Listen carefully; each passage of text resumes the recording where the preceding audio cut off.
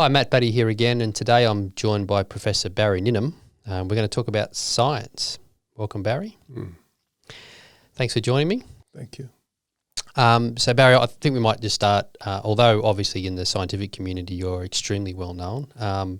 We start with a little bit for maybe people who aren't as familiar with you and your work.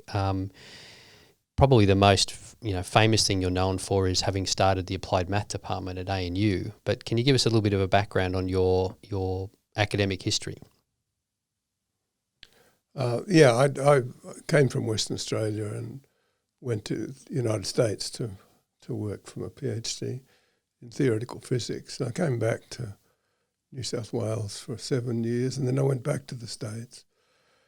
And I always wanted to work in biology, but in those days, and still, it's impossible for a person to combine physical and biological sciences. So I went back on sabbatical and I did some work there with another guy called Adrian Parsegan on molecular forces, which is fundamental to everything. And we were very successful and became quite notorious or famous. And so when I came back, this was in 1968, after I came back the second time, I was asked by ANU to set up a new department in what was then the Institute of Advanced Studies.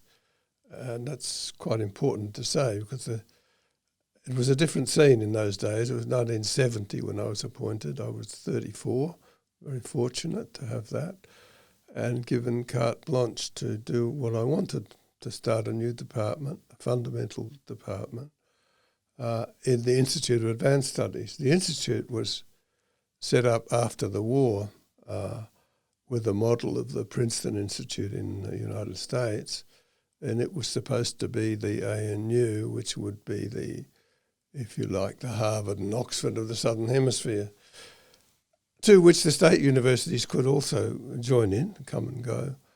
And for a while it was, and we were given, as I said, freedom to do what we liked. I was very privileged because I started a new department to nominally jazz up mathematical areas. And so I could recruit whoever I wanted and do what I wanted. We didn't have much money. We could not apply for grants. We couldn't even teach. We were supposed to do research, top-level research. And so we did. And I had a wonderful time for many years. And the field we worked in had nothing to do with applied mathematics. It was all natural sciences. So as we worked in physics, chemistry, maths, biology. We did a lot of famous experiments in measuring molecular forces. And we became the world leaders for a long time in something called colloid and surface chemistry, which is the enabling discipline, if you like. It's a branch of physical chemistry, and it underlies all of biology, molecular biology, and all of chemical engineering, soil science, agriculture. So it's a central discipline, and we developed it very solidly and became a world centre. We produced more than 100 professors and mentored 5 chairs of the Nobel Prize Committee in chemistry. So we had a huge time. From everywhere people came and went, and eventually the ANU got destroyed. It was pulled apart and made an undergraduate university and dedicated to teaching Chinese students how to speak English. I think it failed there. But anyway, so that's what it does now. It still calls itself the ANU, but it's not. It's a shadow of itself because it opened up its block grant and competed with state universities who have done the usual state thing of being jealous of other people. Anyway, that's my background, and we carried on for 50 years. So I lived through a time when science was very open, when you did what you wanted. You didn't worry about doing applied stuff or making money, although I did found the ANU Tech, it's a commercial arm, and we were the first people to make money out of it by selling a very sophisticated surface forces apparatus to measure molecular forces. We sold a lot, and then they went bad. And so here I am now working at ADFA, and we're working on water, something very, very practical, working with a colleague called Rick Pashley, who joined me early on in the department, and we've had tremendous success in solving problems in water, which I can talk about later. Yeah.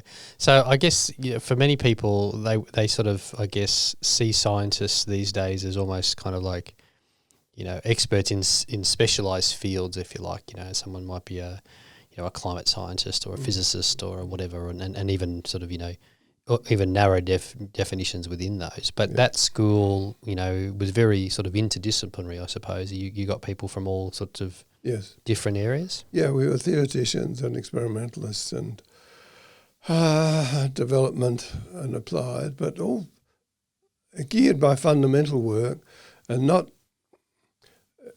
was driven by inquiry, not driven by applications. So you weren't looking for answers; you were looking to understand.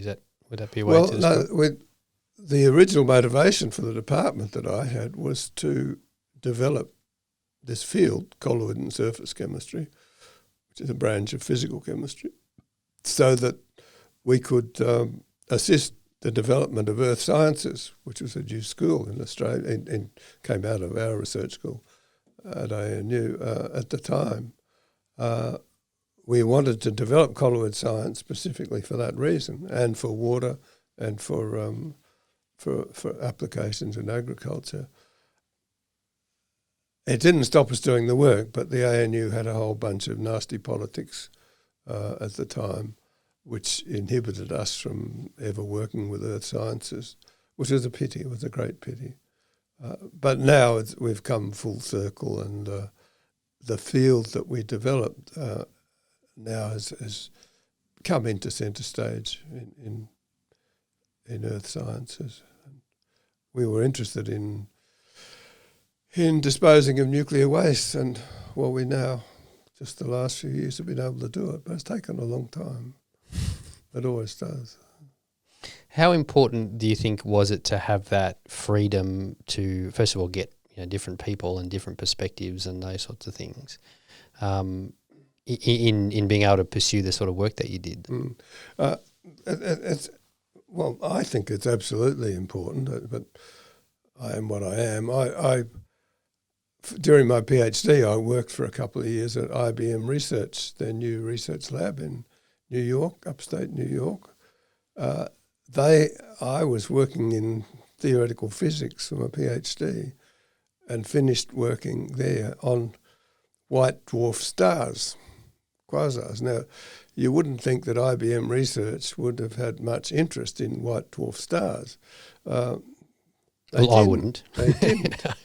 But they did allow us theoretical physicists to do what we wanted, because they never knew what was going to come out of it.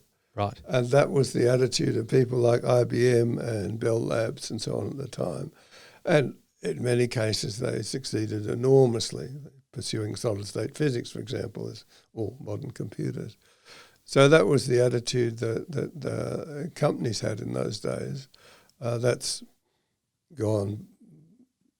Not so much in the States. They still do that, of course, because Google's one example. Everyone does exactly what they want, and the results are evident for everyone to see. So all of Silicon Valley is just people doing just that. They doing whatever they want. Yeah, And the results are evident. But we've moved. The Australian university was destroyed by Hawke and Dawkins. They moved to what they called egalitarianism, but all it resulted in was dumbing down and diluting resources, and so we haven't recovered from that and never will. Was that in your view? Was that part of the idea of this pushing to more sort of commercialise, if you like, universities and make them, more like businesses or profits sort of centres? Was that something to do with that? Yeah, it's all. It's also coupled with both political parties trying to save money, that's all, both Liberal and Labor. And so they hit on this marvellous idea of some people called economists that they would charge fees for students. And so the result of that is evident. 40% of the students at ANU, undergraduates, are Chinese. 40% of those in Sydney are Chinese. And next year or the next few years, there'll be no Chinese. There won't be any universities. Nothing will be there because they won't have any money. Mm. And the university vice-chancellors have, to a man or a woman, given up the idea of what a university is about and just became managers trying to make money. And the result of that is there's a inexorable law at every university. Every vice-chancellor is worse than the one before. It's inevitable law, and it's universal right across the country. So the ultimate dissipation of universities is imminent, I think. Right. Well, I mean, we could get into that for many, many hours. But I guess the fundamental thing we want to talk about today, and particularly in terms of going through your presentation, is I guess the two big questions for me is around science, and I think it's fairly well established you know a bit about this, certainly the smartest bloke in this room when it comes to science. So maybe we can start by maybe a bit of a definition of what you think science really is and why it's so important.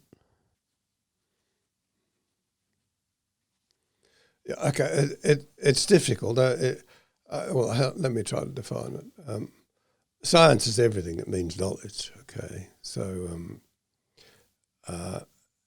it's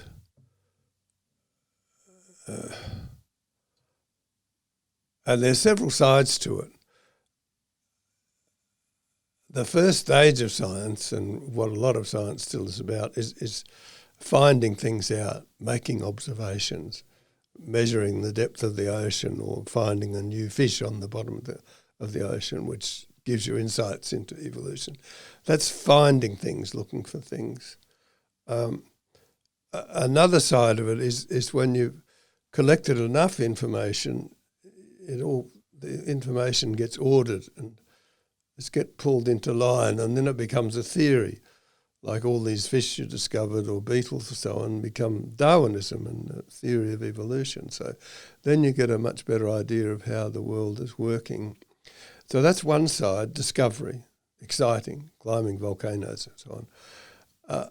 That's an early stage of science. But a later stage of science, when it's all organised, is how you can use it. It becomes very important then and central to the whole of civilization. How it all gets put together starts to become a technology. I may be the smartest man in the room in terms of fundamental science, but Christopher's a much smarter guy in terms of driving a racing car, which I couldn't do, and that's useful to do. Yep. And you're a much smarter man in terms of organising finances and banking. So there's different sides of it. It's all science. It's all valuable. And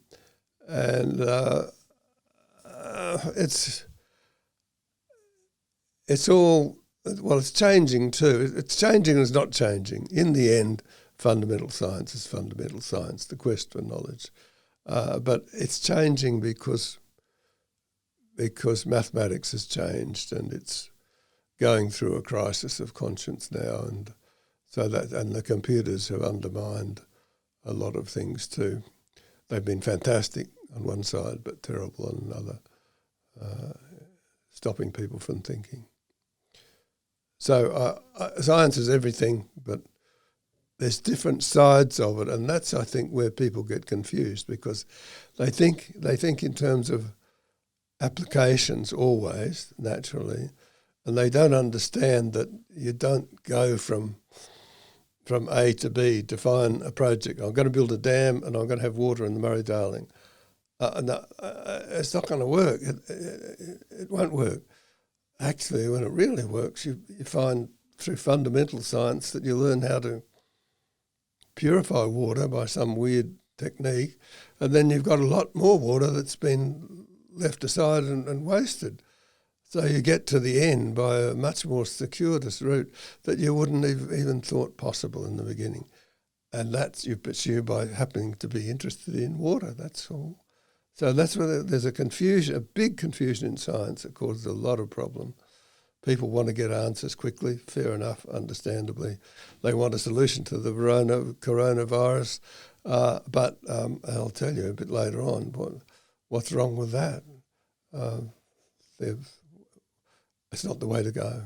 Yeah, so, I mean, the way I summarise, I mean, we've had discussions around this sort of topic many times in the past, and I think, which is part of the motivation for doing this today.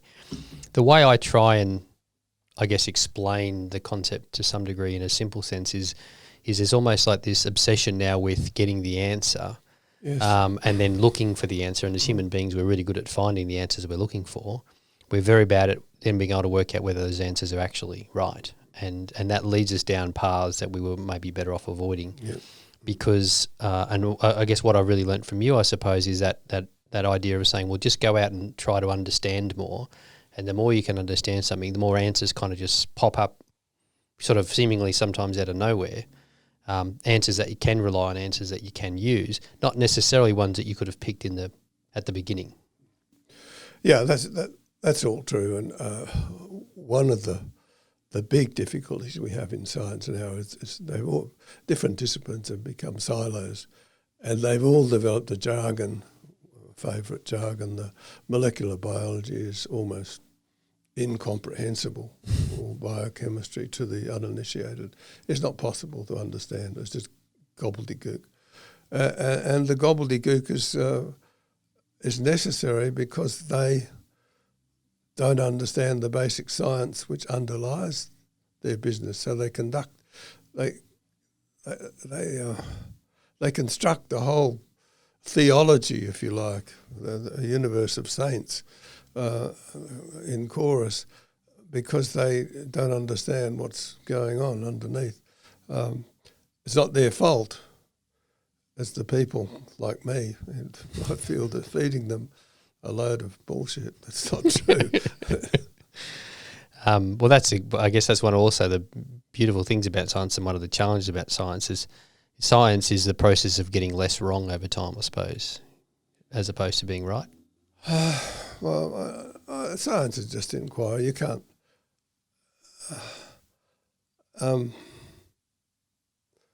You know how to do it when you've been in the game long enough, but one of the temptations, which has bastardised science, is the too ready availability of computers.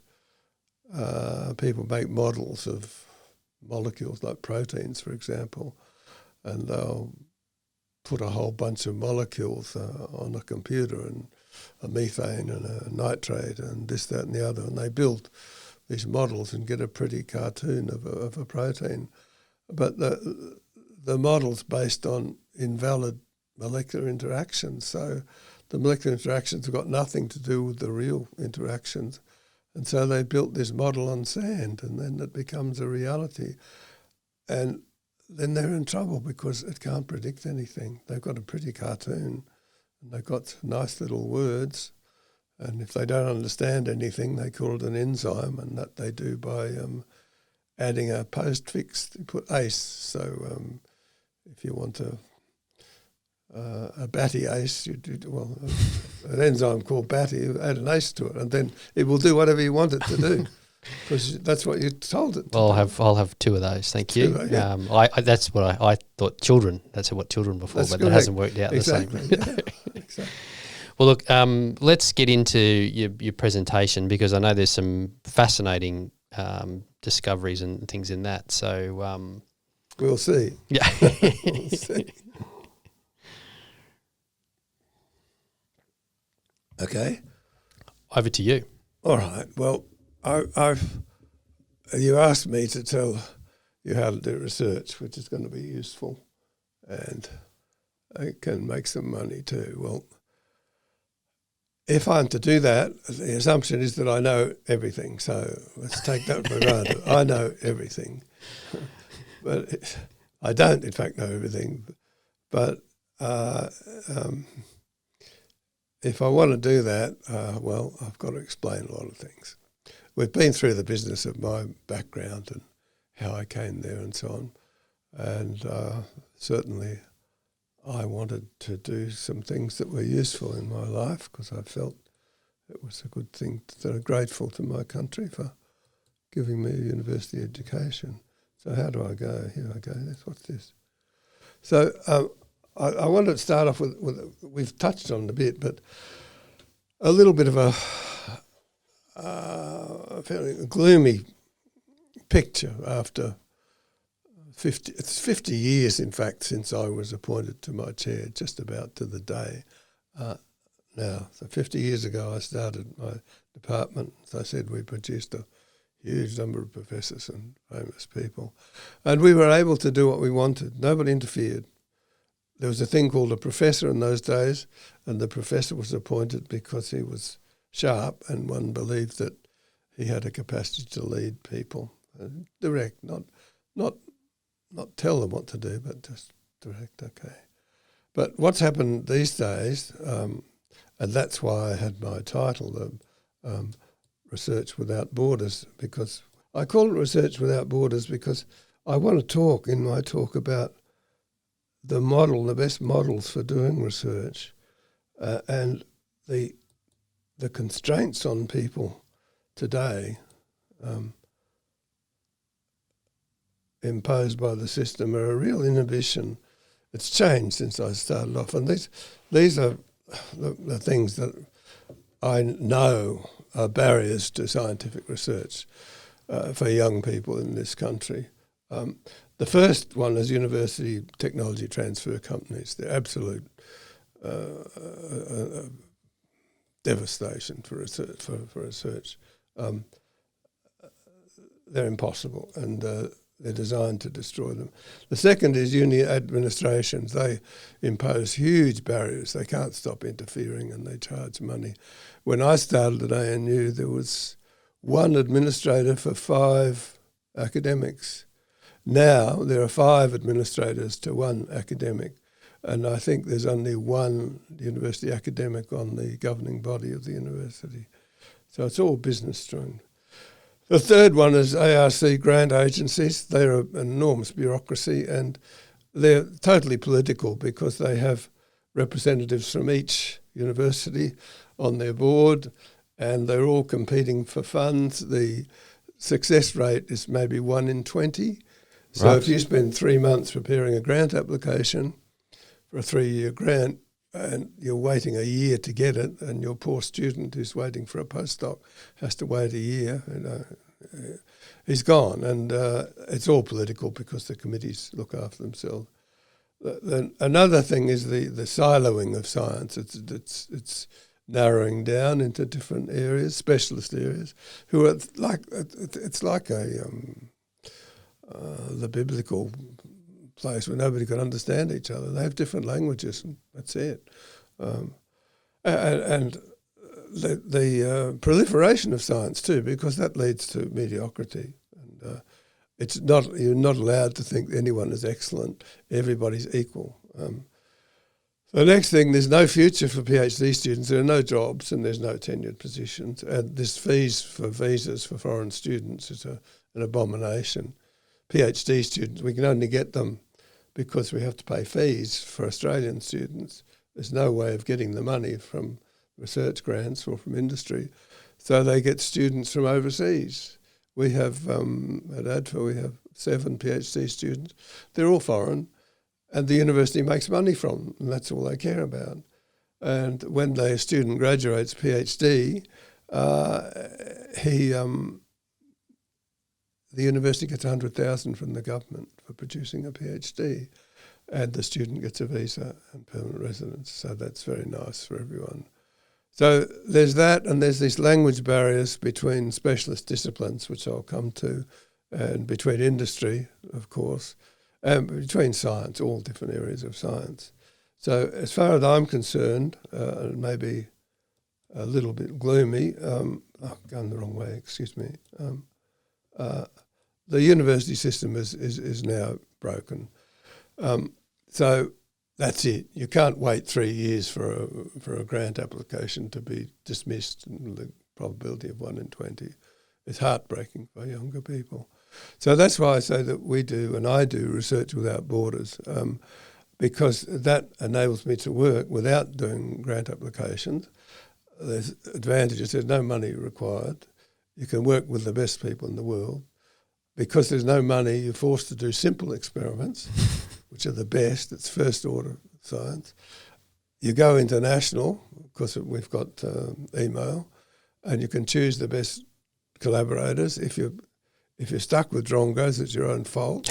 And my main collaborators, as put up there, is for the last 20 years are in Sweden, Italy, Germany, France, Russia, USA, and Australia too. So all good fun.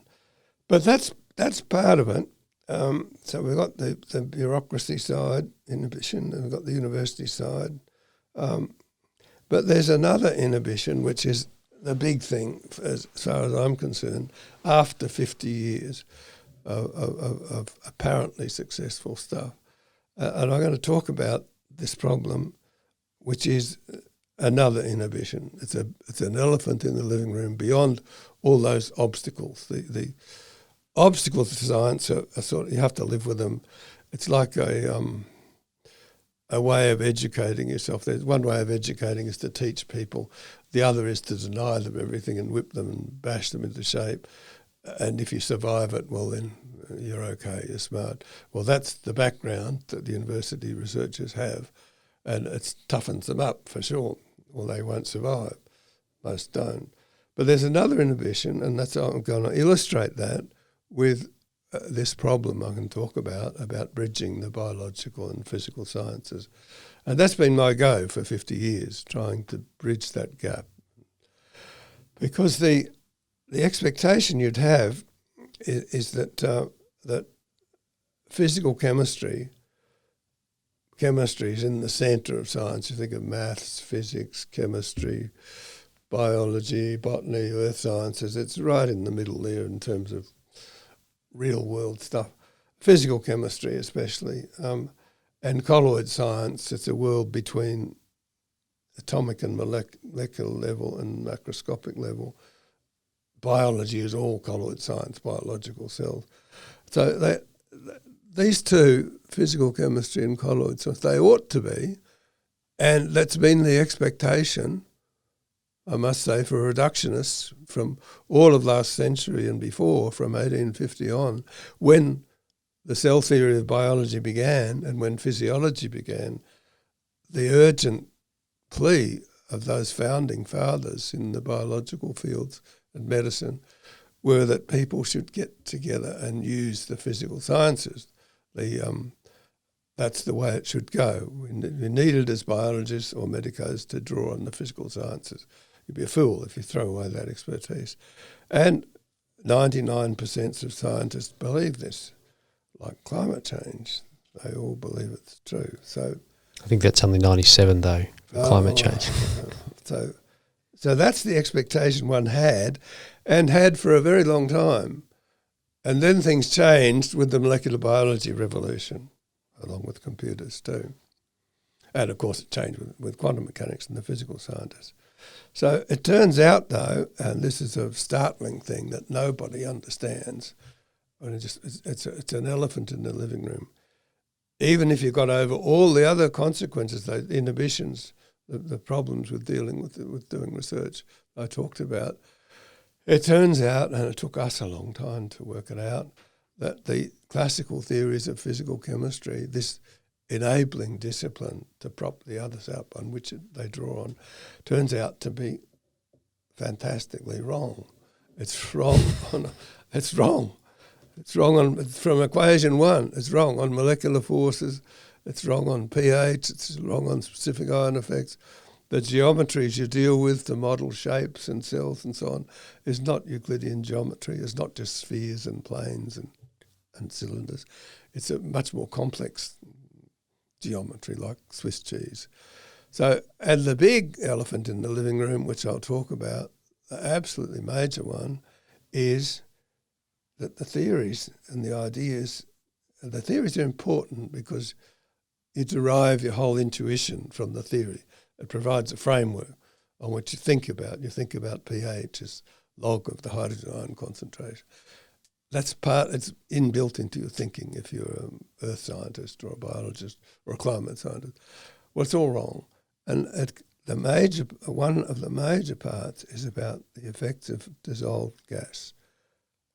They're ignored. And reasonably, because dissolved gas from the atmosphere, if you look at what it is in the blood or in water or the ocean, is nothing. It's 10 to the minus 3 moles per litre. It's bugger all. Water's 55 moles, so it's one gas molecule for every 10 to the 8th water molecule. So it shouldn't have any effect. But it does. And the Greeks told us about it. They said there were 4 elements. There was water, there was earth, like salt, there was fire, that's heat, and there's air, that's the 4 elements.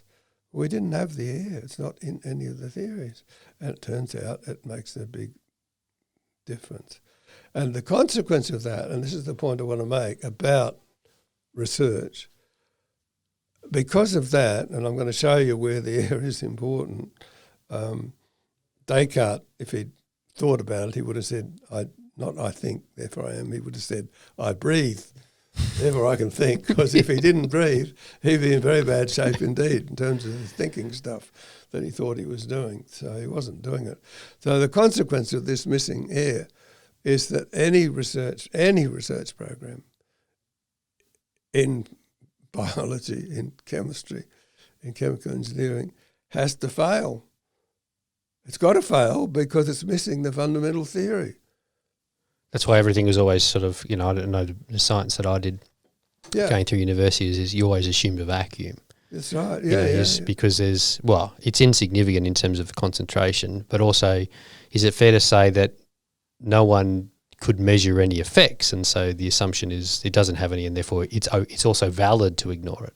There was that assumption. It turns out it's not valid. It's full of, I can tell you about particle physics. It's also completely wrong, and astronomy and quantum computing. So all of science has got this same thing.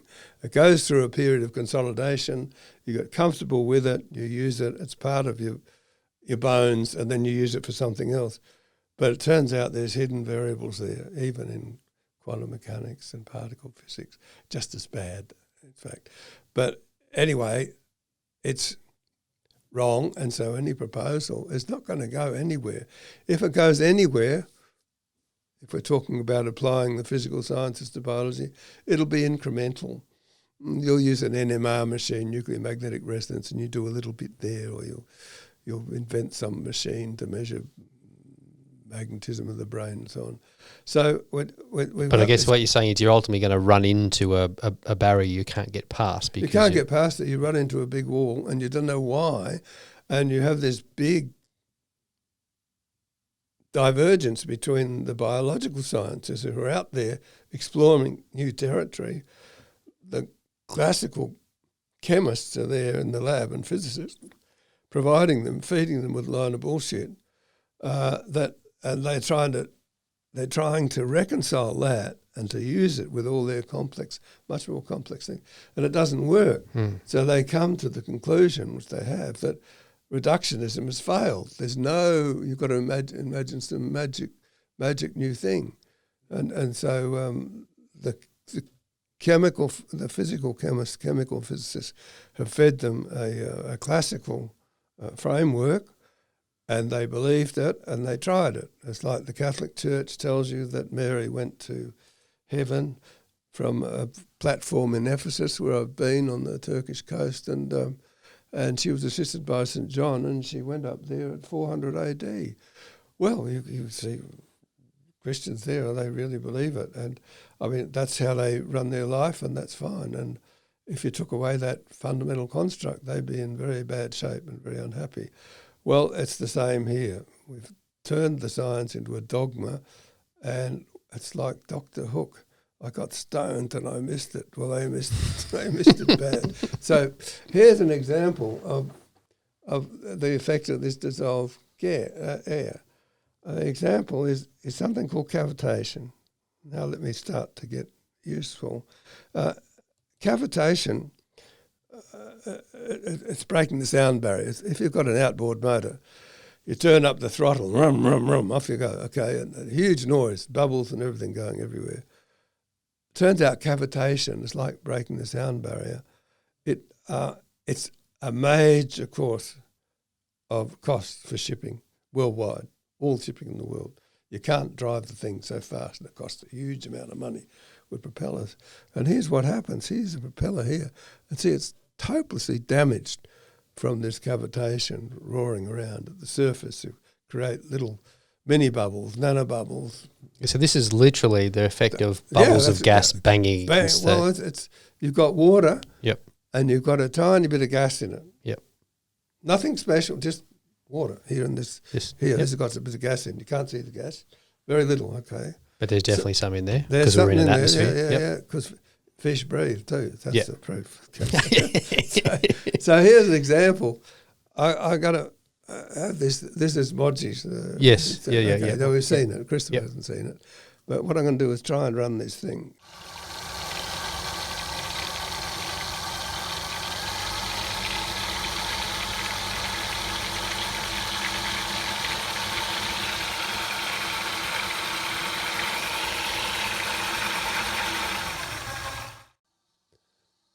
Can you see that? Okay, so we've got a propeller. We've got a propeller. Yep. And see that curved thing there? That curved thing is just blowing water onto the back of the propeller. Yep. And you see, it's the propeller's going round and it's creating a lot of bubbles. It's making a lot of noise. Okay. Now, let me do something else. Here we go. Now I've taken water and see this hook here, this round thing. Yep. I've taken water and I've degassed it. Now that's something easy to do. You can do it it doesn't have to be 100% degas. You take out most of the gas in the water. So we're going to make it go again and we're going to squirt the water there now without any gas in it inside a matrix which has got ordinary water with gas in it. So it's going straight across. It's blowing on the back of the propeller. So how do I do it again, Christopher? Oh, there it is here. Okay, now see what happens. So that's the same propeller spinning now. Exactly the same. Yep. And now there's no gas. There's no gas blowing on the back of the propeller. Yep. There's noise, but the noise is now just the motor moving. There's no noise. No noise from the noise is gone. Cavitation. Yeah. Now that's pretty important. I mean, we're working on that technology. It's absolutely important for submarines because you can remove the noise completely. And you stop spending money like crazy on fuel with driving ships. And making these more and more elaborate sort of propeller designs. Doesn't have to be. There's just the main thing is the gas is taken out of the water. And it's not expensive to do. It's not difficult to do. So you can make your own gas with salt water and have a constant source of it blowing you along. Okay. But you're just putting a little bit of degassed water across the propeller. You're not degassing the ocean. No, you're just having a flow, just a hose underwater of degassed water. Well, that's amazing. That's an effect of dissolved gas. Yeah. It's hugely important economically, absolutely. But you can see that if you've got a theory that says dissolved gas is not important, you're going to miss it. Even when you're actually seeing the effect of the gas in creating that nobody damage sees in the first it place. They're not looking. Well, they don't see the effect of removing it, but they see the effect of it being there because that's what cavitation, the problem is. Oh, yeah, but they don't realise that. Yeah. Okay. Yeah. They don't think it's due to that. Okay. So now here's another thing. I'm trying to see what to point out some problems with the classical theory to illustrate them. The claims that the classical theory is no good. Okay, you can't use it. And this is the simplest problem that Pashley and I did. I opened an international conference in 1981 that I was running with this demonstration. They were the best people in the world in colloid chemistry. We had it at ANU. And I started with this demonstration. And the demonstration is this. You have a fish tank. Right? You have a frit. See, that's an open porous frit through which you're pushing gas in. Yep. And the gas goes in, it emerges from the frit, just like a fish tank bubbler. And so your little gas. So they're coming out molecules, initially as little tiny bubbles through the frit. They go through the frit and they get bigger and they collide and the column looks clean. It looks clear. It's like a fish tank. Okay. And then you add salt to this thing. You can do it with a glass of beer. Add some, pour some salt in. So you do it and you add more and more salt.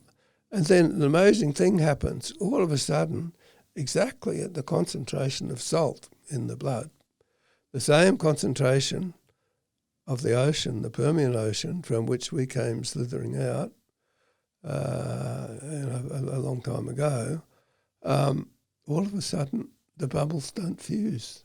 They come together and they won't fuse. They stay tiny little bubbles. So when that gas goes through the frit and that tiny bubbles form, it stops joining together and forming bigger bubbles. The whole column goes opaque. Yep. Because they're all still little bubbles. Yeah. And that's exactly the concentration that's in our blood. In our blood, snake's blood, everybody's blood, okay?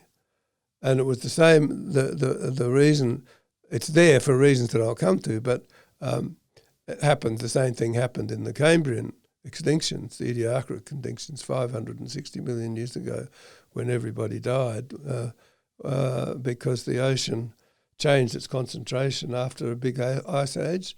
When the ice melts, the salt gets diluted, and so when you go below... So drop below that concentration. In the microbes, you get the bends. They all die of the bends, the bubbles. Because all the bubbles now coalesce again. So it's the most amazing thing. There's no way in the world that this simple observation is accommodated by theory. So if you've got a theory, a fancy theory, depends on quantum mechanics at the highest level and so on, and you say, okay, explain this. I'm going to the ocean's foamy, I look at the fresh water, it's not foamy. Why? I don't know. Forget about the theory. It's not working, okay? And there it is. This is a log plot. You see, it comes along and then down it goes exactly at this particular level. Not quite for reasons I'll go into, but or could go to. But so and this happens for all salts, except for all the other salts. Half the salts in the universe behave this way, and all the other half of the salts, the salty salts, do this, and the not so salty salts. All the other salts, nothing happens. You can keep blowing bubbles and the bubbles will keep fusing and all the way up to huge concentrations. So there's this funny rule. It's like the periodic table. And nobody has the slightest reason why. And so you can categorise salts into, say, positively charged cations, anions. And so you can draw up a table and you try them for different pairs and half of them work and the other half don't. And there's a systematic rules that come out, and the rules are universal, and we haven't the faintest idea why. So you know which salts do it and which salts don't. Yeah, because there's a rule. Right. You can have a flavour for each ion, an alpha and a beta. Yep. Okay. So alpha, beta. But that doesn't tell you why these ones work and these ones don't. No. But we're getting an idea. But it's certainly pretty important. So physical chemistry and colloid science, just an illustration, they're useless. I mean, the most 150-year-old... They're critical to everything, but they're useless. Right. Absolutely critical, but useless. Absolutely critical to medicine, but useless. So they're useless because of these sins of omission and commission. We know where the theory went wrong, but one of the main reasons is because we ignored dissolved gas. So we're in up shit creek. But awareness, but the thing is that after all these years... Once we got that idea, we're aware of these deficiencies, we can then use the new intuition to build a whole range of new technologies, because you couldn't do that because these hidden variables were there. And we are working with BT to, as you know, for a whole range of different technologies for desalination, for separating heavy metals, for harvesting heavy metals, for sterilising viruses and a whole bunch of stuff. So, and we couldn't do, they're all very successful. The only problem is getting industry to use it. and stopping university from interfering, but you couldn't do it unless you were aware of these things. So now let me go on to... So just before you do, basically, if I'm getting this right, so what you're saying is, even though we don't necessarily know the cause of these things, we can isolate what works and what doesn't work. Yeah. And because of that, it then opens up a whole new field of things that you can do from an application perspective, because you understand the mechanics of it. So that previously weren't possible or weren't dreamt to be possible because those existing theories prevented anyone even considering them as an option. That's right. Yeah, the existing theories stop you from considering these things. Yeah. Yeah, because you can't degas the ocean, so why would you bother? The Virgin Mary went to heaven. It's established fact. John helped her. She went from Ephesus. Yep. No questions about it. Yep. That's the way it is. So that's how science is, which is not very impressive, given that science is supposed to be open. And so it's got siloed, and there's these big mental inhibitions to progress. So I want to tell you this thing here, an explicit example. It's a work I did last year with a fellow called Brandon Philip Reines, who's rejoices in that name, and he's a vet in Pittsburgh. He loves dogs and he's allergic to dogs, but he's crazy about physiology, and he was at the National Institutes of Health, as was I many years ago. So he's crazy about physiology and he knows a lot about it. So I knew nothing about physiology much, but it's highly technical and mumbo-jumbo. So the problem we have is, I'll explain it, it's called unravelling the nano-architecture of biological surfaces. Now this biological surface is universal. It's on every vein in your body and every artery. It's called the endothelial surface layer, ESL, okay? Now, what's it about? Well, it's this. On every vein in your body and every artery, you have a tissue, a bunch of muscle surrounding the artery and going into the tissues. And on top of the tissue and the cells, there's something called a lipid membrane. It's a tiny, thin leaflet of fats, surfactants, they're called lipids, you've heard of them. And that leaflet is only very thin. It's about 2 nanometers or 20 angstroms. 2 thin layers of soaps, omega-3 lipids, you've heard of them, so on. On top of that, there's a thing, and on top of all cells like T cells and cancer cells and so on, there's another layer called the glycocalyx, and it's a mix. It's a mix of polymers, charged polymers, and they're called, I'll show you in a minute, they're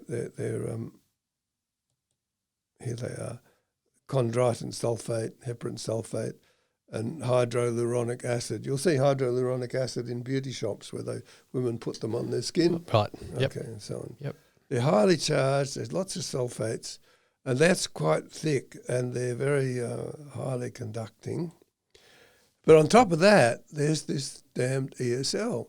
And this has been a problem, a complete mystery for 150 years in physiology. People know about it. And look at the scale. The glycocalyx it's 50 nanometers, don't worry about it. But this is about 1/20th of the thickness of this thing, which is the total huge thing. Yeah, okay. So most of it's something that we don't know. I'll tell you what, they don't know what it is. So blood goes past it, and the red cells are repelled by it, but there's nothing there. There's polymers in the glycocalyx, but it's thick compared with the lipid membrane, which is the boundary of the cell, but it's what the hell it is. So nobody knew what it was. So there's been a lot of work done on it, and I said that's the name of the polymers. But so there's many mysteries associated with it. It repels red cells. It's sort of an exclusion zone. So that's keeping the red cells in your bloodstream, basically. Keeps it out, okay? Yep. There's white cells trying to get in. There's bacteria getting in. There's cancer cells. But it reforms after passage of these cells when they get in. It's got many strange properties. At high salt, it becomes rigid. At low salt, it collapses. Still, we don't know what's in there. I've gone the wrong way again. Sorry, excuse me. You can't stain it as you normally stain biological things. They work with different ways of trying to measure it. It contains, they estimated, that many percent of organic material. Now, that's not many percent. It's ridiculous, absurd, okay? There's nothing there. There's a number of other fundamental mysteries associated with this damn thing, and nobody had any idea about it. I'll mention this bubble phenomenon again with its 0.15 molar. Suddenly the bubbles don't fuse. Here's what a rough picture of what it looks like, and with electron micrographs, it's a long time ago, this thing, and it's a lot of it's artifact here, but it's really very, very high, and there's the glycocalyx here, okay, but teased out of it, you can see these polymer strands stretching out.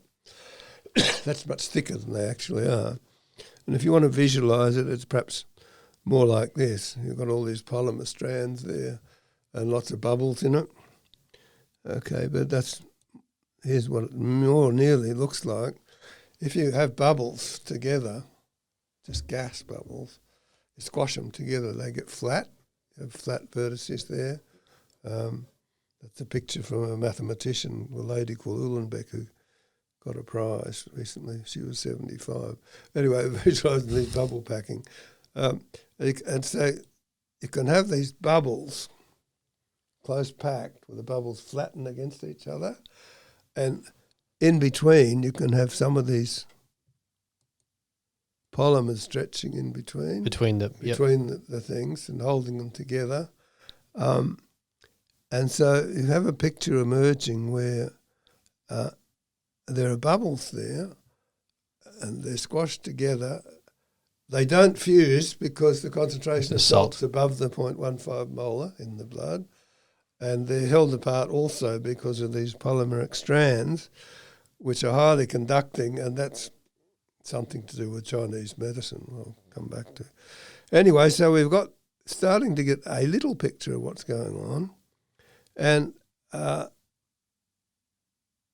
here's a picture to join up with it of something we also didn't know much about until about 10 years ago, when I and a friend called Cor Larson got some people to do some cryo electron microscopy on lung surfactant. For 100 years, people have been trying to work out how lung surfactants work, because there's a problem with lungs. You breathe how many times a minute? Plenty, depending on your second, but yeah. And you breathe at absolutely zero surface tension. Sorry? You breathe at zero surface tension. There's no surface tension in expanding and contracting the lungs.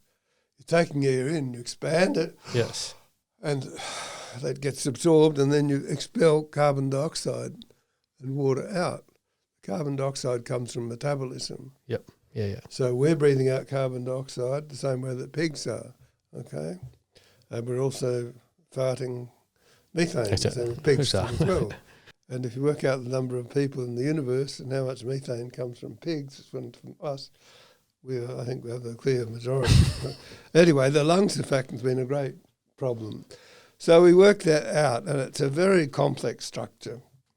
And it's the same lipids that form the boundary of the cell membranes I showed you, but it's one particular lipid called phosphatidylcholine especially, and it's a marvellous structure.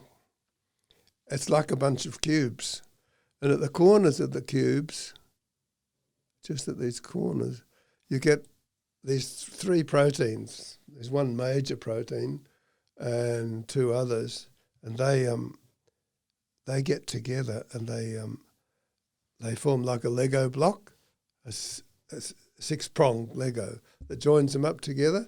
So these planes, two layers of phospholipids that are very inert, very rigid, and resist bacteria. And so you have these cubes that are about 400 nanometers across. Well, I won't get into the scale unless you know what they mean. But anyway, so air and nitrogen come in through them, and they fold down at zero interfacial tension. They fold in, collapse down to what's called myelin, and the air and the nitrogen goes in.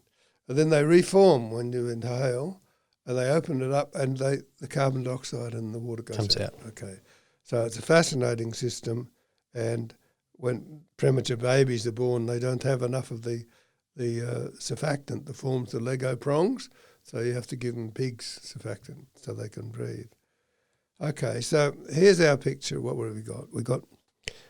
I'll go back again. See, there's the underlying tissue. Yep. There's the membrane, a tiny thin membrane of lipids. There's the glycocalyx of these polymers all strung out, and a few of the polymers come out with bubbles. Bubbles are emerging, and the bubbles come from carbon dioxide. The carbon dioxide is produced by exercise, by metabolism.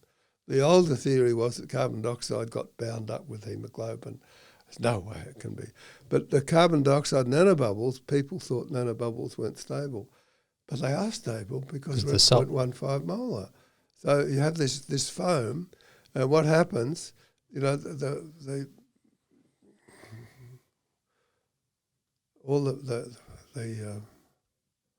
I remember that song, I'm trying to think of it, of that fellow who was disgraced, Rolf Harris. He used to sing this song about the ladies of the court of the king of Ahasuerus who were just passing by. Well, we've got this blood flow, this blood passing by, but it comes zooming past, and it whistles past. Okay, clears it out, and then more metabolism comes, and the CO2 nanobubbles get into the blood flow, and they come round, and they come out, and out they pop. Well, okay. So the CO2 comes from metabolism inside the tissue. It passes through this molecular frit, which is the glycocalyx, this polymeric frit, okay? So it nucleates to form these packed nanobubbles. It's stable. The size is set by something else. There's new different forces, cooperative long-range forces that are exactly the same as in Kerr and Nafion. That's this fuel cell polymer that we're working on. They don't fuse. So we've got a completely new circulatory system that we didn't know existed. Now medical guys didn't know existed. So we've got the medical guys have been working in a vacuum because all the people working on heart disease and on cancer, they have to get through this. Yeah, so this is essentially like the gatekeeping system between your blood and the cells, right? Okay, absolutely. And so you cut, when we go back, see,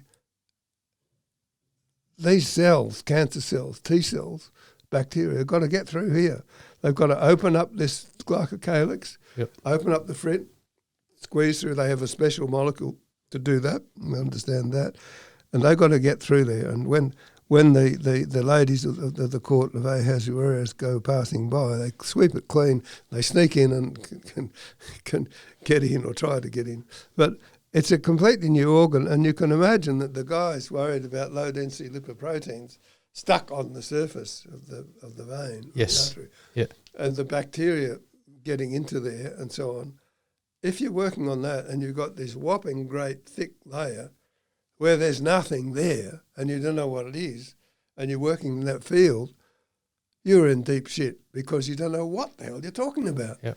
So all of the people working in medicine and so on have been at a disadvantage. Because they don't realise that whatever they do, they've got to get through this densely packed CO2 bubble. Yeah, they don't know what it is. It's just a mystery. Yeah. So there we've uncovered something, and that's really interesting.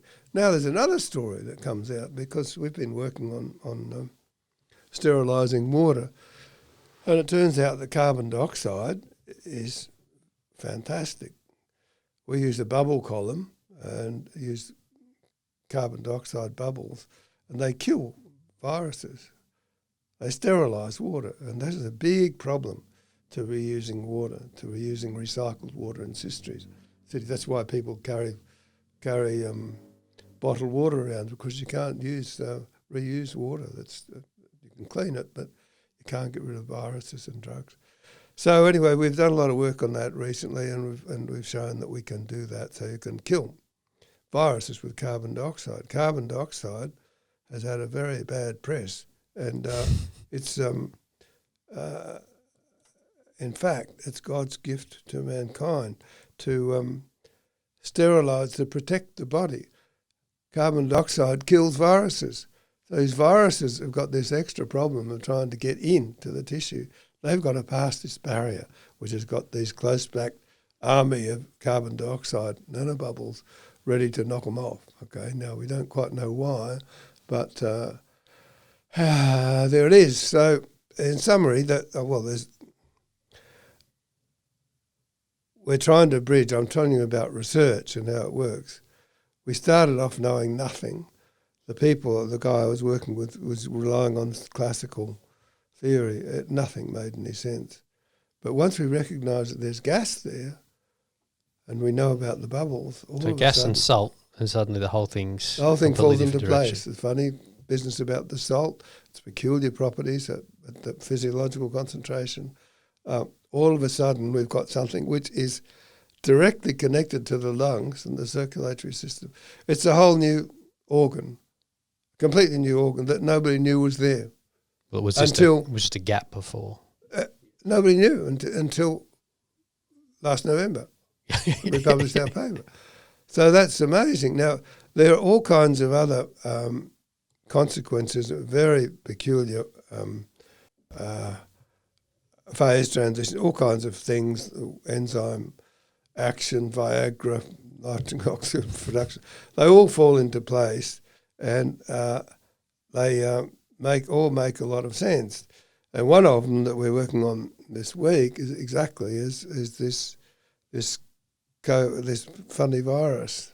So just before you get into that, just to sort of recap, so basically, because of this understanding of there's always gas in solution or gas in water, mm-hmm. and that is going to behave differently because of the salt concentration, and because your body's at the right salt concentration, then we know that's happening.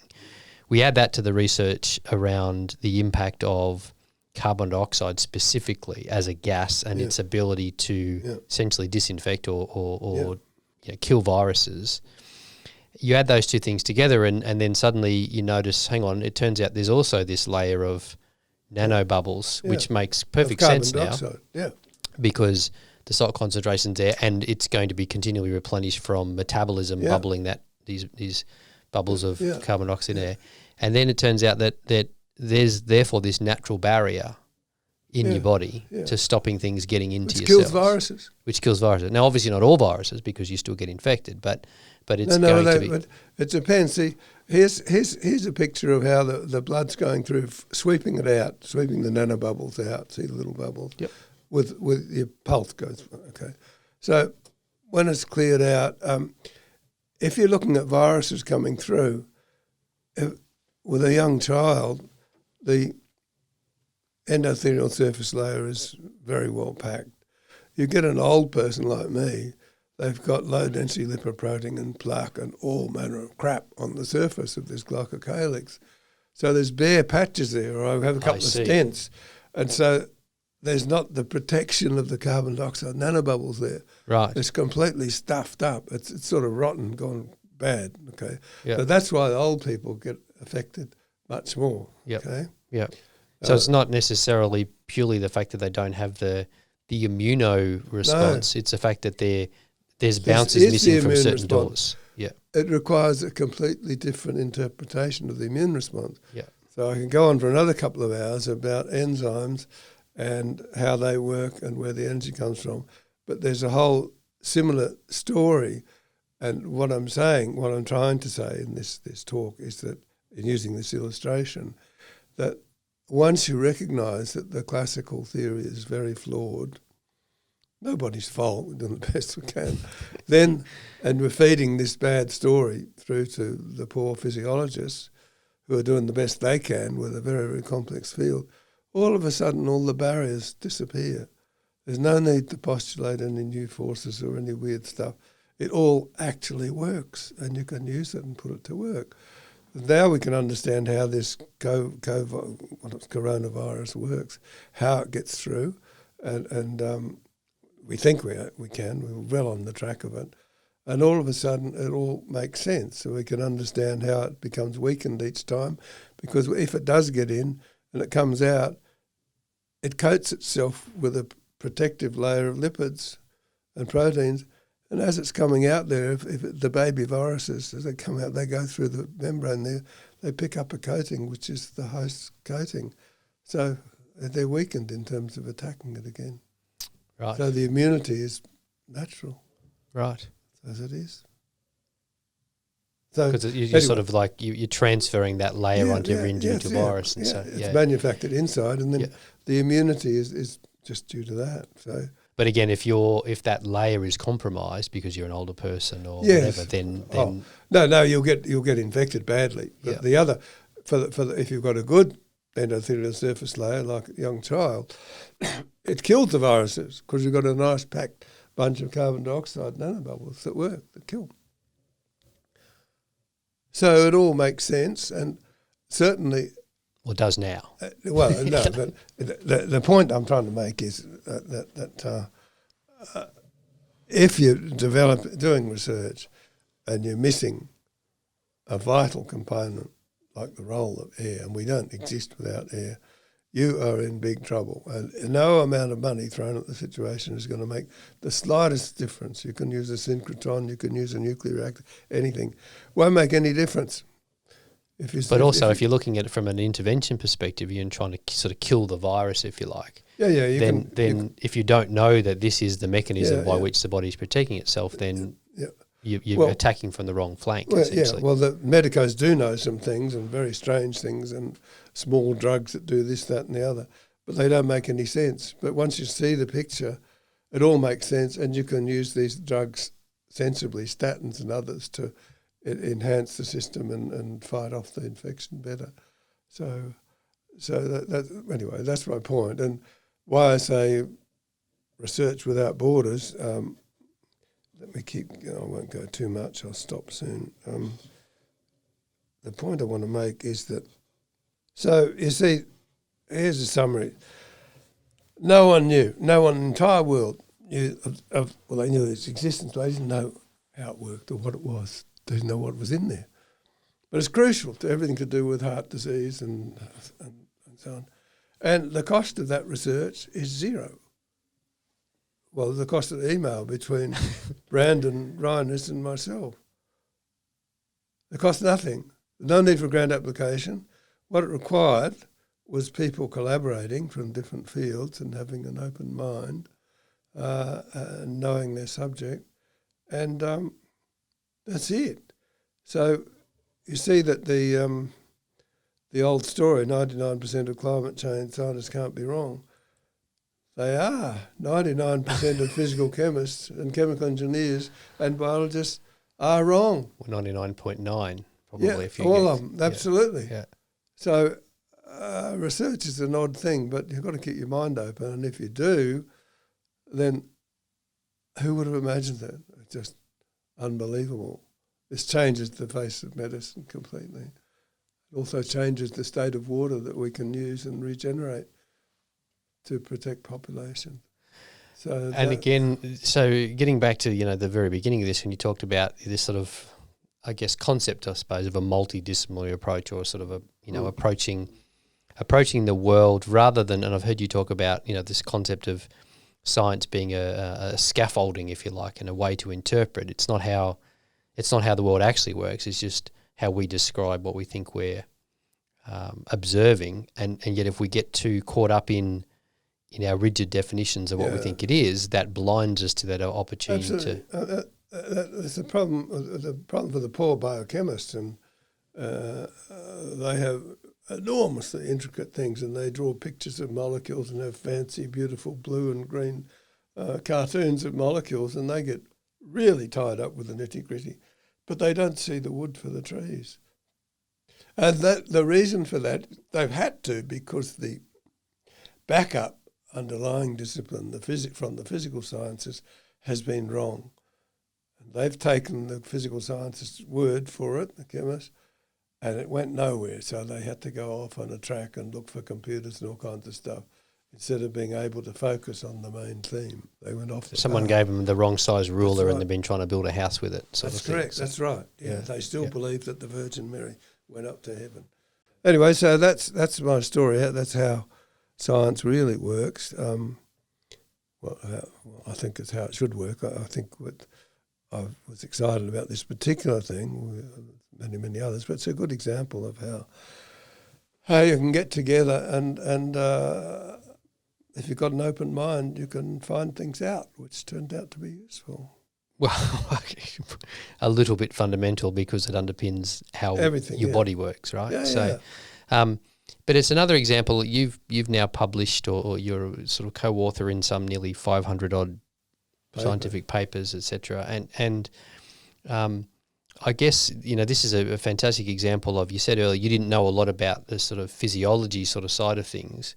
You've had this contact with Brandon on the basis of, he had a problem he didn't know how to solve, and you had a more complete theory of the underlying. Yeah. And by bringing those two things together, Yeah. is what enabled this, enormous breakthrough. And again, similar to the breakthroughs in terms of underpinning some of this new water technology and water science as a result of open collaboration and open communication. And that I know that's a huge sort of passion of yours and almost a bit of a crusade, if you like, to sort of say, hang on a minute, the only way that we can find the knowable unknowns if we look for, we look things from a fundamental fresh set of eyes, as opposed to continuing further down the same reductionist paradigms that we've been chasing.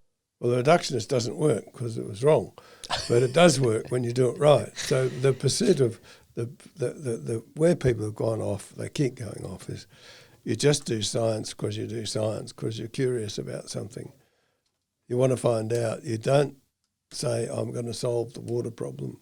I'm going to throw some money at it. It's not going to work. You may as well not do it. You don't pick the problems you want to solve. You pick the areas you want to understand. Is that a better way to describe it? No, you work on anything you're interested in, but if you pick someone who's smart for a start and you give them a chance to do some work. Yep. And that was the old way we ran worked things. so well, we stopped doing it. At Oxford or Cambridge, if they just leave people alone. And lo and behold, something happens. Give them a go. You don't put up barriers all the time that make it harder and harder and harder to work. You get some good people, young people, and you just let them go. And the secret for industry is being smart enough to recognise that someone's smart. How they do that is another story. I was going to say, with all due respect to you, if they don't know anything, then you can't do much about it. It's hit and miss.